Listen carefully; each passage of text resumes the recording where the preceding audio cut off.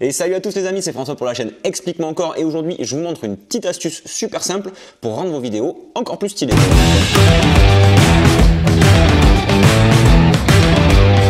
Alors aujourd'hui on va parler de mouvement de caméra sans bouger sa caméra. Ouais. Alors le mouvement en question ça s'appelle un travelling et l'idée c'est que ça soit un déplacement super fluide. Quand on est pro on peut utiliser ce qu'on appelle un slider qui est une espèce de rail qui va permettre d'effectuer ce mouvement de façon super fluide, mais ça coûte la peau des... Ou alors on peut utiliser un stabilisateur, mais ça aussi ça coûte la peau des...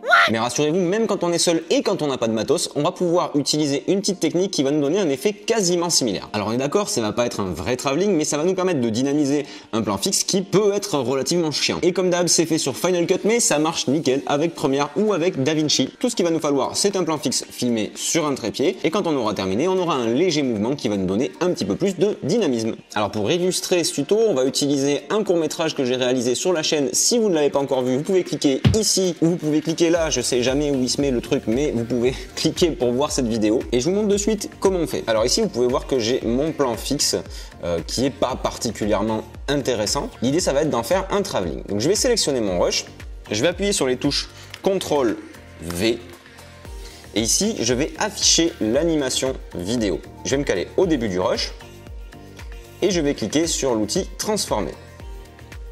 Je vais ensuite aller cliquer ici sur ce petit plus qui va me permettre de déposer une keyframe que vous pouvez voir ici. Là, vous voyez, la keyframe s'affiche. Si vous ne savez pas ce que c'est qu'une keyframe, vous pouvez cliquer sur le lien qui s'affiche sur votre écran. Donc, j'ai ma première keyframe ici.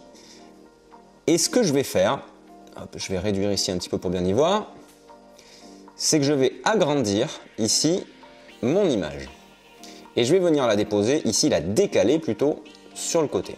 Jusque là, rien de compliqué. Ensuite, je vais aller à la fin de mon rush, ici, et je vais cliquer à nouveau ici pour rajouter une image clé, que je peux déplacer ici, image par image, pour modifier le mouvement. Maintenant que j'ai ma keyframe ici, je vais tout simplement déplacer mon image ici en restant bien sur le plan horizontal. Et ce qui va se passer, c'est que l'image va se déplacer au fil de la timeline.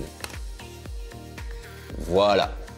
Donc c'est pas ouf, hein, on est bien d'accord, c'est pas un travelling de 2 mètres de long, mais sur un plan fixe qui va être relativement bateau, ça va rajouter un petit peu de mouvement, et c'est la somme des détails qui va rendre la vidéo plus ou moins stylée. Alors on n'est pas non plus obligé de ne faire que du travelling latéral, hein, on peut faire du travelling vers l'avant ou vers l'arrière, et pour ça je vais utiliser ce plan ici, je vais réappuyer sur CTRL V,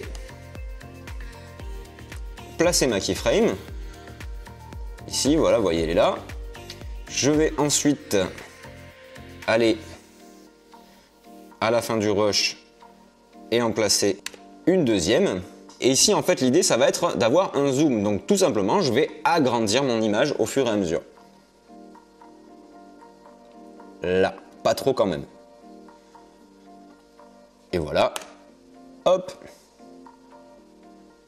On a un travelling avant. Et là, je vais pas vous montrer, mais vous pouvez aussi faire un déplacement de haut en bas, en diagonale. Bref, vous allez pouvoir réaliser un mouvement de caméra, un petit mouvement de caméra en post-production, si vous n'avez pas la possibilité d'avoir quelqu'un qui vous filme, par exemple, ou si vous vous rendez compte que vous avez un plan fixe qui finalement n'est pas si dynamique que ça, pour lui donner un petit coup de peps. Alors mon conseil par contre, c'est si c'est possible de filmer en 4K, puisque comme on va agrandir, on va zoomer, donc on va perdre en définition. Donc voilà, si vous êtes en 4K, il n'y a aucun souci, vous exportez votre projet en 1080 en HD et il n'y aura aucune perte de définition. Par contre, si vous êtes comme moi pour le coup uniquement en HD, ça marche quand même, vous pouvez le faire, il n'y a pas de souci, mais il faudra juste pas zoomer vraiment trop parce que sinon vraiment on aura une perte en définition. Là, comme vous avez pu le voir dans le tuto, moi j'y suis allé mollo. Donc voilà, si vous avez de la 4K, c'est cool. Si vous avez que du 1080, doucement sur le zoom. Et voilà les amis, c'est tout pour aujourd'hui. C'était une astuce super simple, super basique, mais qui peut un petit peu vous sauver certains plans. Si elle vous a plu, d'ailleurs, n'hésitez pas